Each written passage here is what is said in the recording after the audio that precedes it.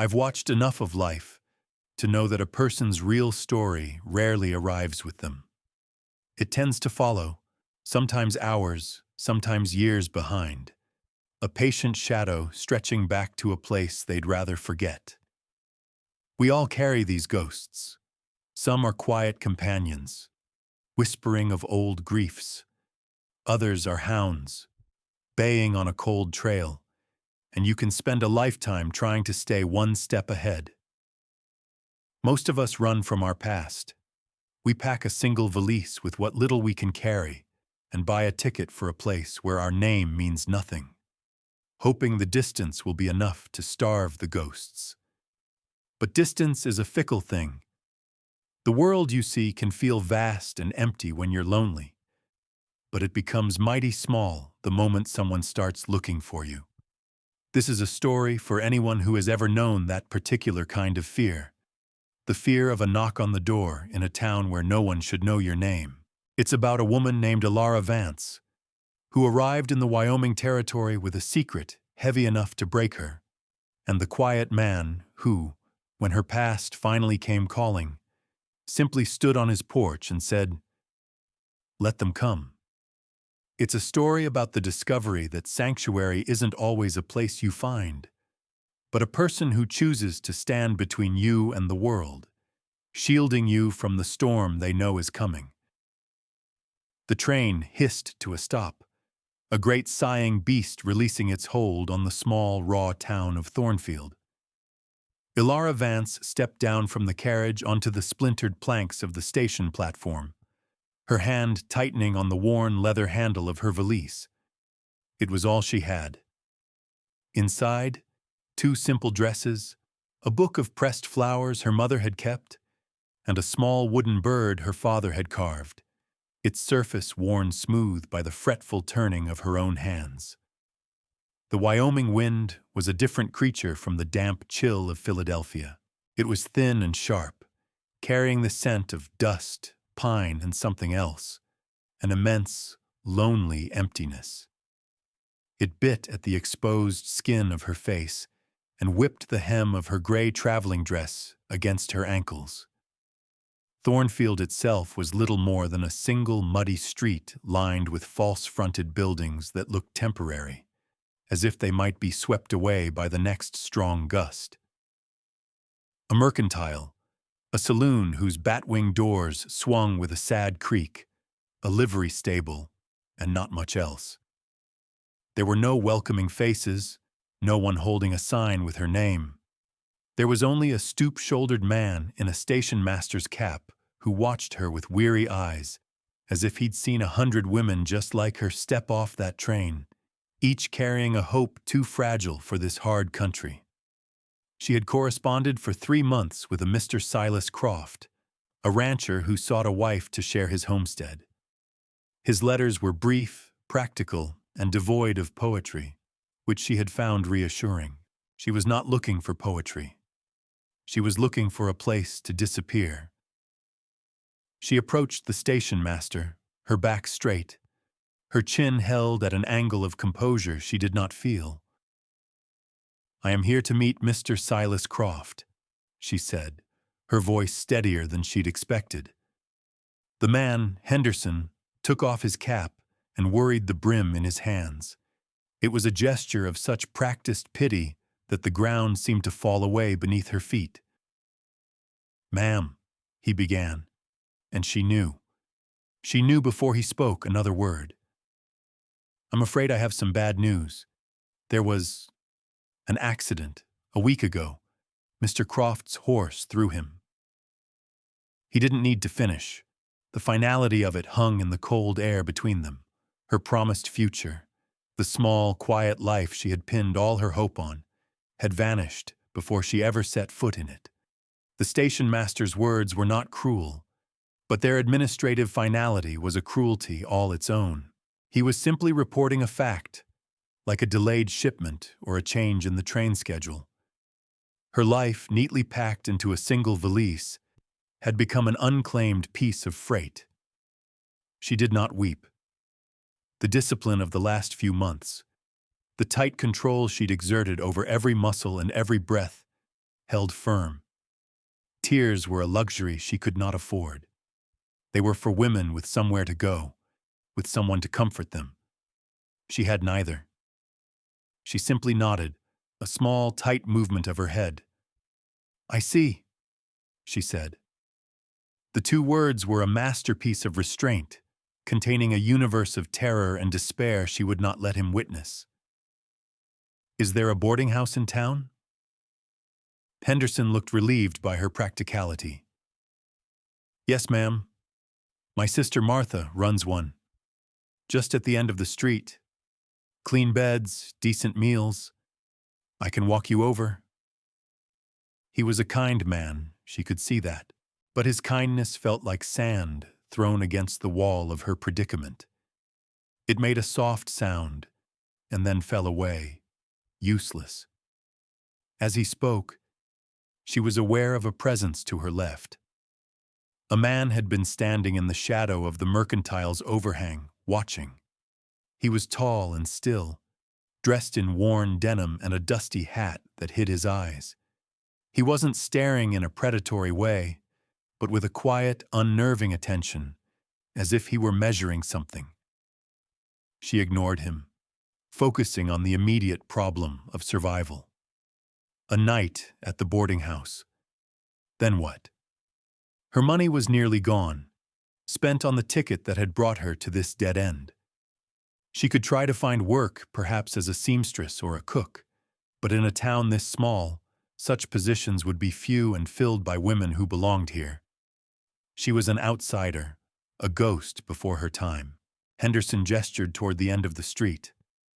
"I'll fetch your trunk from the baggage car." "There is no trunk," she said, holding up the valise. "This is all." The statement hung in the air, a stark confession of her vulnerability. The station master's face softened with a deeper, more personal sympathy. It was worse than her composure. It threatened to undo her. It was then that the man stepped out of the shadows. He moved with a slow, deliberate economy of motion, a slight limp in his right leg that he seemed to favor without thought. He stopped a few feet away, pushing his hat back on his head. His face was weathered, carved by sun and wind, and his eyes were a startlingly clear gray. They held no pity, only a calm, assessing gaze. "Silas Croft was my neighbor," the man said. His voice was low and even, a gravelly sound that seemed to match the landscape. He addressed the station master, but his eyes were on Ilara. "I knew about the arrangement." He turned his gaze fully to her, and she felt the weight of it. It was not unkind, but it was direct, leaving no room for pretense. "My name is Gideon Blackwood." He nodded once, a gesture that served as both greeting and acknowledgement of her entire, unspoken disaster. Henderson looked between them. "Gideon, this is Miss Vance. She's in a difficult spot." Gideon's expression didn't change. "I can see that." He looked at Ilara again. "Silas owed me a debt, a considerable one. His land, his stock, it reverts to me now, to settle it." He let the information sit for a moment, a plain statement of fact. There was no boast in it, no satisfaction. It was just business, hard country business. "The work he needed done," Gideon continued, his gaze steady. "It still needs doing. The house needs a keeper. The arrangement he offered you, room, board, security, I'll honor it. For the work." He was offering her a job. Not a marriage, not charity, but a transaction. A housekeeper for his newly acquired property. The terms were the same, but the promise was entirely different. It was a lifeline, but a stark and unadorned one. She studied his face, looking for the trap. Men didn't offer help without expecting something in return, something more than cooking and cleaning. She had learned that lesson in the cruelest way possible, but his face was a mask of stoic neutrality. He wasn't smiling. He wasn't leering. He was simply stating a solution to a mutual problem. He had a house that needed running. She had nowhere to run it to. "Why?" she asked, the single word sharp with suspicion. A flicker of something passed through his gray eyes, something she couldn't name. "Because my cabin is a mess," he said, the corner of his mouth twitching in what might have been the ghost of a smile. "And because winter is coming.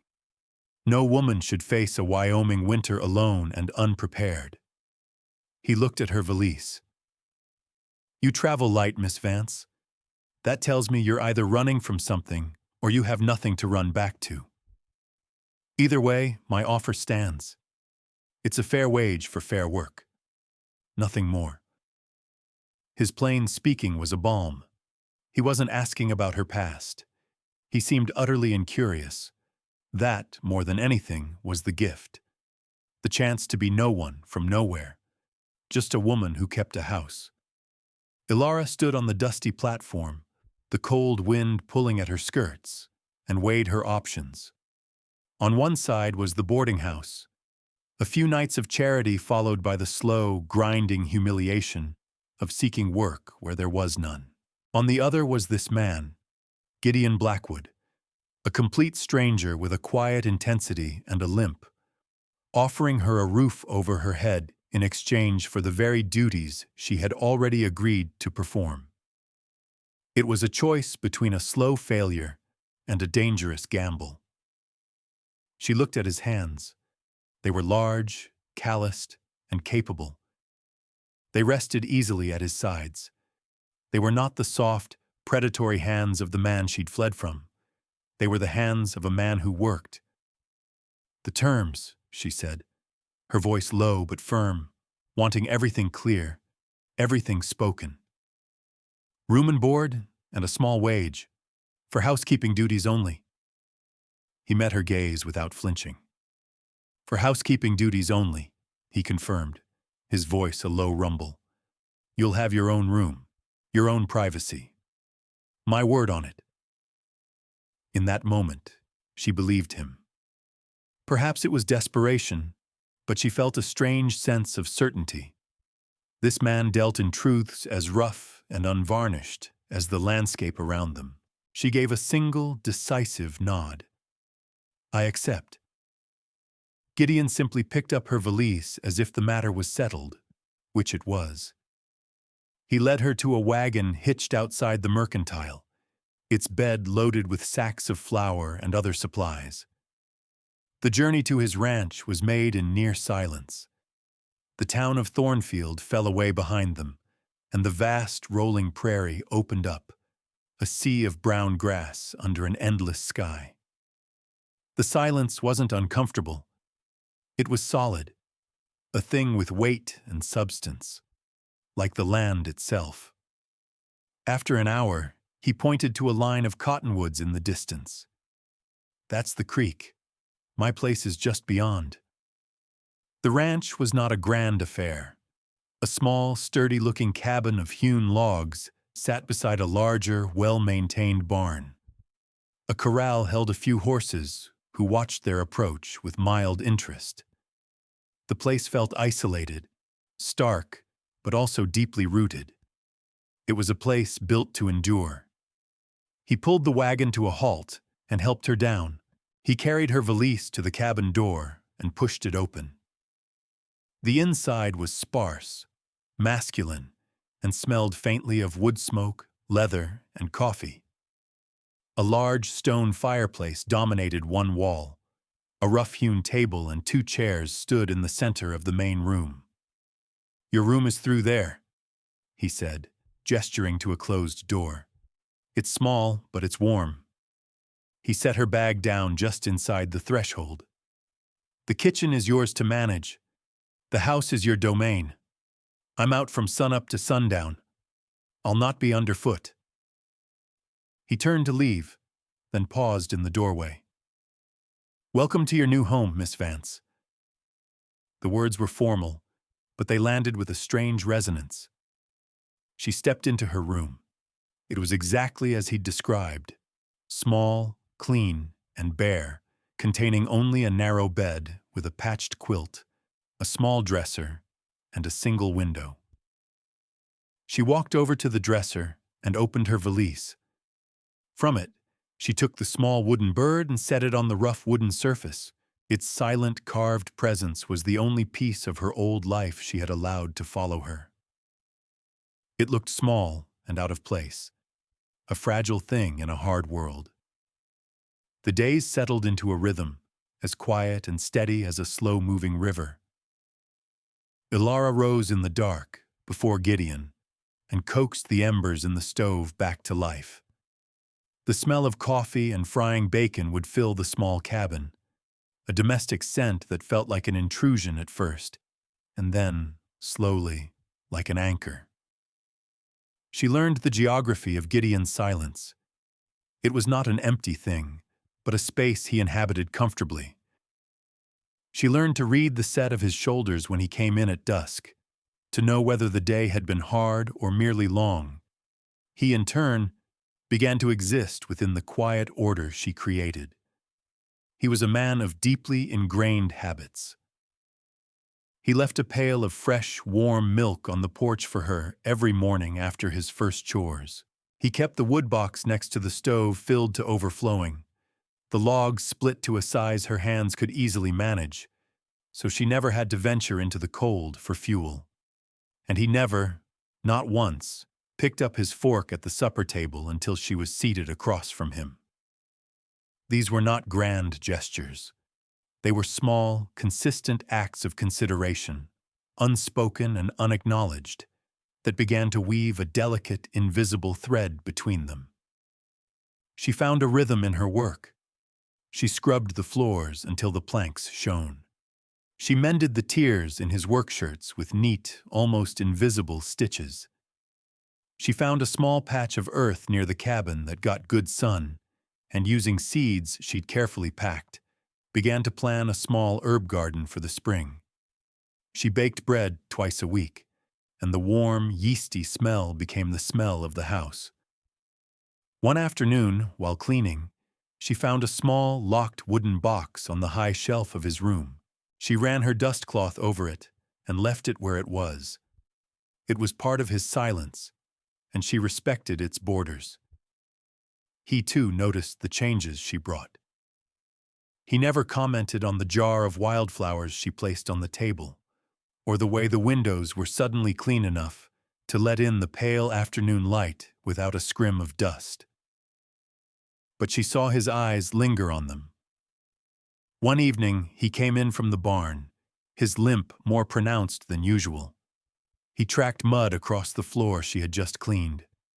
He stopped, looked at the tracks, then at her. "Apologies," he grunted, and immediately turned to get the broom. "I'll clean it," she said quietly. "Sit down, Mr. Blackwood. Your supper is ready." He hesitated, then did as she said, moving to the table with a weary stiffness. She cleaned the floor without a word. Later, as she was banking the fire for the night, she saw him looking at the small wooden bird on her dresser, which was visible from the main room. His expression was distant, thoughtful. He didn't ask about it. He never asked about her past at all. It was this careful respect for her privacy, this willingness to let her be, that allowed a fragile sense of safety to take root in her heart for the first time in a very long year. The first hint of trouble arrived not with a shout, but with the tired hoofbeats of a single horse. A young man from Thornfield, a telegraph boy who sometimes rode out with messages for the outlying ranches, dismounted in Gideon's yard. Ilara was in the small barn, gathering the day's eggs, the familiar, comforting warmth of the animals surrounding her. She could hear the men's voices through the open barn door, low and indistinct at first. Gideon had gone out to meet the rider, his stance casual but watchful.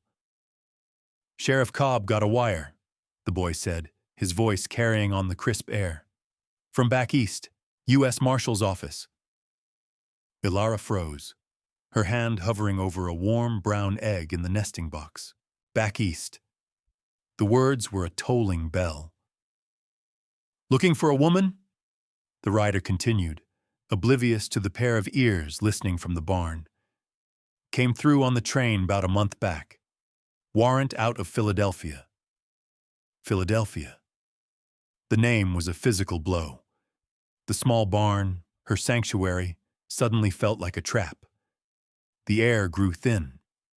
Her heart began to hammer against her ribs, a frantic bird caught in a cage. She could hear the blood rushing in her ears, drowning out the boy's next words. But one name cut through the noise. Vance. The wicker basket slipped from her numb fingers. It hit the packed earth floor with a sickening crunch. The sound of half a dozen eggs smashing, of her carefully constructed piece shattering into 1,000 pieces, seemed to echo in the sudden silence of the yard. Both men turned toward the sound. Gideon's eyes found her standing in the doorway, her face pale, her gaze fixed on the yellow and white mess at her feet. She saw him take in her stricken expression, the way her hands were clenched into fists at her sides. She saw the flicker of understanding in his gray eyes. He knew. He might not know the details, but he knew the fear was for her. The rider, a boy of no more than 17, looked from her to Gideon, a confused expression on his face. Gideon gave him a coin. "That'll be all, son. Tell the sheriff I got the message." The boy nodded, mounted his horse, and rode away, leaving a cloud of dust and a terrible, ringing silence in his wake. Gideon walked slowly toward the barn. He didn't look at her face. His eyes were on the broken eggs. He stopped just outside the door, his large frame blocking the light. She braced herself for the questions, for the accusation, for the demand that she leave. Instead, he crouched down, his bad legs stiff, and began to pick up the largest pieces of shell. "Accidents happen," he said, his voice low and impossibly calm. "Leave it. I'll clean it." That night, the silence in the cabin was different. It was not the comfortable, shared quiet of the past weeks. It was a taut, humming thing, stretched thin between their two rooms. She lay awake in her narrow bed, listening, and for the first time, she heard him. The soft, uneven tread of his boots on the floorboards as he paced, back and forth, a caged tiger in the dark. He was not sleeping. He was waiting. And in his vigil, in his quiet, deliberate act of cleaning up her mess without a single question, she felt the first true crack in the wall around her heart. For 3 days, the unspoken truth sat between them at the supper table, a third guest, silent and menacing. Gideon treated her with the same quiet courtesy as always, but a new watchfulness had entered his eyes. He was waiting for her to speak. The suspense was a raw, physical ache, worse than any confrontation. She knew she couldn't let it fester. To remain silent now would be a betrayal of the strange, unspoken trust he had offered her. On the third night, a storm blew in, rattling the windows and moaning in the chimney. The fire in the hearth cast flickering shadows on the cabin walls, making the small space feel like the only safe harbor in a raging world. They had finished their meal. Gideon was cleaning a piece of tack, his hands moving with practiced, methodical skill. Ilara sat across from him, her own hands clenched in her lap, her needlework forgotten. Finally, she drew a breath. "They're looking for me." The words came out in a whisper, nearly lost in the sound of the wind, but he heard, his hands stilled. He set the leather strap down and looked at her, his full attention a heavy weight. He didn't speak. He just waited, giving her the space to tell it. And so she did. The whole sordid story spilled out of her. Her real name, Eleanor, the position as a governess in a wealthy Philadelphia home, the unwanted advances of her employer, Mr. Albright. She described the night he had cornered her in the library, the smell of whiskey on his breath, the struggle. He was stronger, she said, her voice flat, devoid of emotion. I pushed him away. I had to. He stumbled, and he fell. He hit his head on the corner of the marble fireplace. She looked down at her hands. I didn't know how badly he was hurt. I just ran.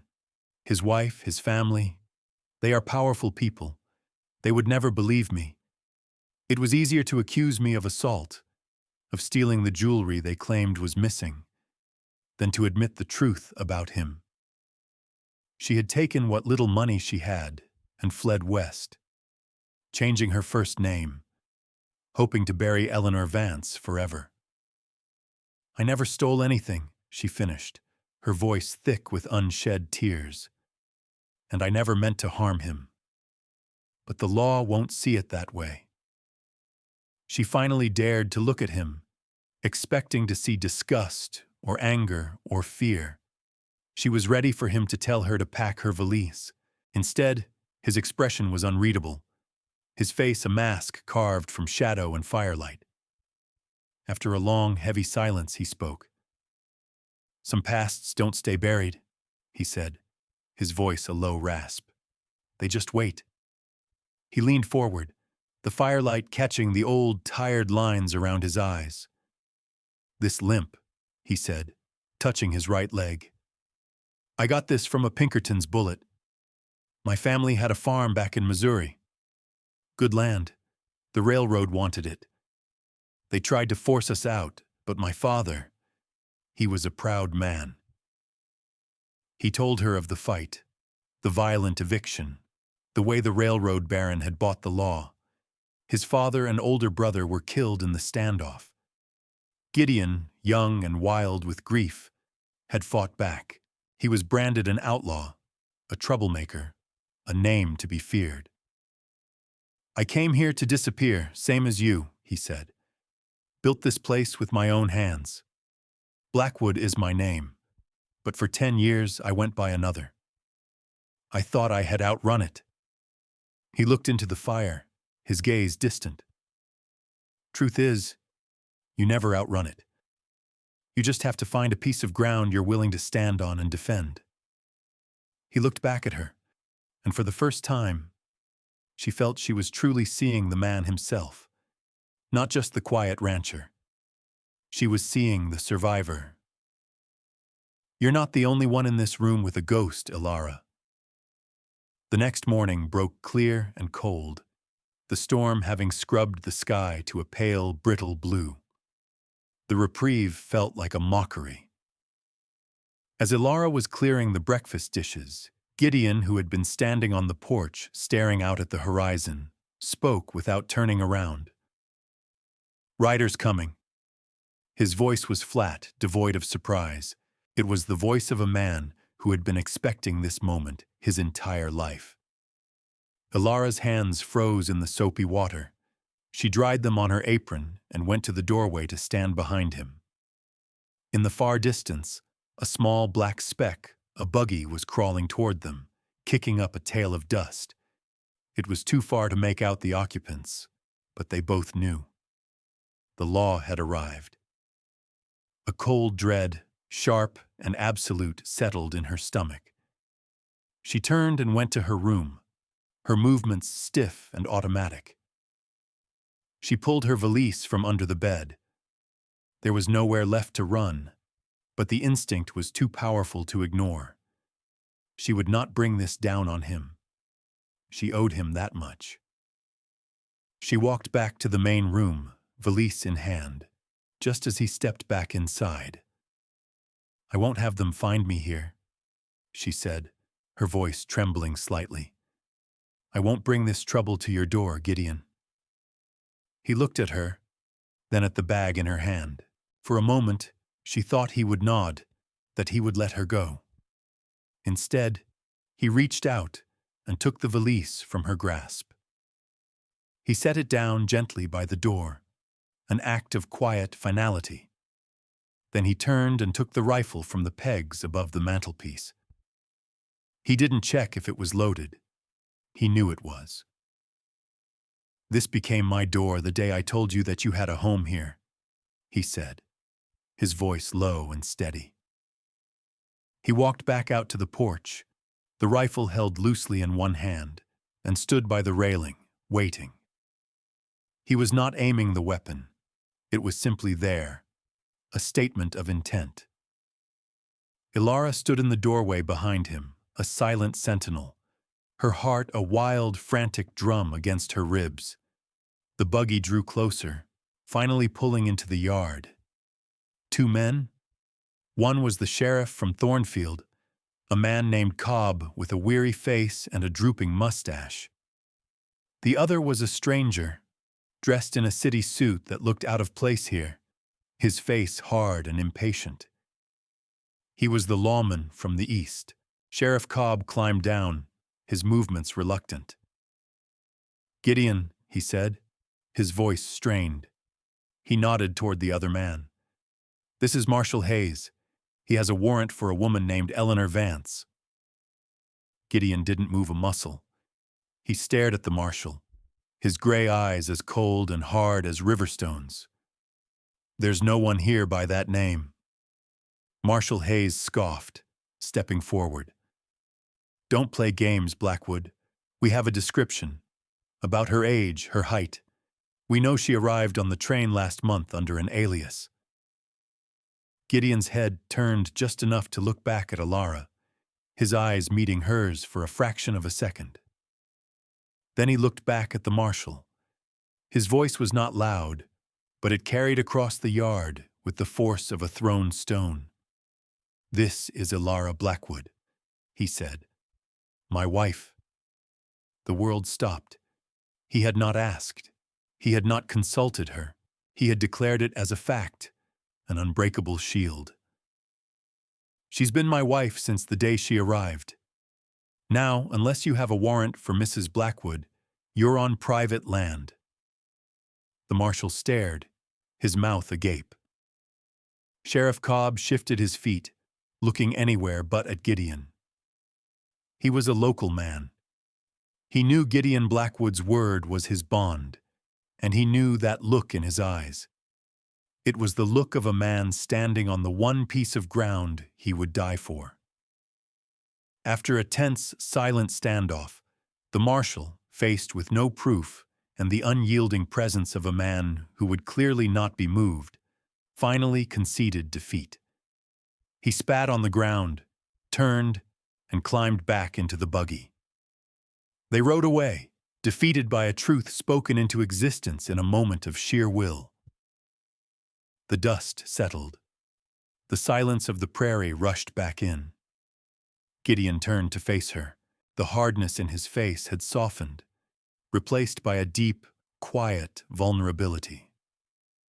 "I reckon," he said, his voice barely a whisper, "we ought to make that true, if you'll have it. I've always believed that sanctuary is one of the deepest needs of the human heart. We look for it in all sorts of places, in a church pew, in a valley hidden from the wind, in the pages of a beloved book. But I've learned that true sanctuary is rarely a place at all. It is a person. It is the quiet, unshakable presence of someone who, when the hounds are at the door, stands with you and says, 'Let them come.' It is the profound and life-altering moment when you realize you are no longer standing alone. That is what Ilara found on that dusty porch, in the space between a lie and a promise. The wedding was as quiet as the life they had built. The circuit preacher came out to the ranch a week later. Ilara wore her simple gray traveling dress, the same one she'd arrived in, but it looked different on her now. It was no longer the uniform of a fugitive, but of a bride. Gideon stood beside her, his best shirt clean and pressed, his gaze steady and calm. He gave her a plain gold band that had been his mother's. It was worn thin with age, a circle of quiet, enduring history that he now shared with her. As the preacher spoke the words, Ilara felt the last of the fear she had carried for so long finally loosen its grip, turning to dust and blowing away on the Wyoming wind. Life in the cabin continued its steady, familiar rhythm, but the quality of the silence between them had changed. It was no longer the silence of two strangers coexisting. It was the deep, comfortable quiet of a shared life. It was the silence of him reading a week-old newspaper by the fire while she mended a shirt, the air thick with unspoken contentment. It was the silence of waking in the morning to find his hand resting near hers on the quilt. One evening, she took the small wooden bird from her dresser and placed it on the mantelpiece, right next to a small, faded tintype of a stern-faced man and a woman with kind eyes that Gideon had finally taken out of his locked box. His parents. Her father's carving beside his mother's likeness. Their pasts, no longer hidden, now rested side by side, watching over the home they had forged. The seasons turned. The small herb garden she had planted took root and flourished. The days grew long and warm, then short and cold again. One evening, as dusk was settling like a soft blue blanket over the prairie, she stood on the porch, waiting for him. She saw his familiar figure walking in from the fields, his silhouette dark against the fading light. His limp was more pronounced, as it always was at the end of a long day. He saw her waiting, and she watched as he straightened his shoulders, a subtle shift in his posture, a shedding of the day's weariness, and then he gave her a small, almost imperceptible smile. It was not a grand, romantic gesture. It was something better. It was real. It was enough. Some homes, dear friend, are not found, but forged. They are built in the quiet moments, in the space between a threat and a promise.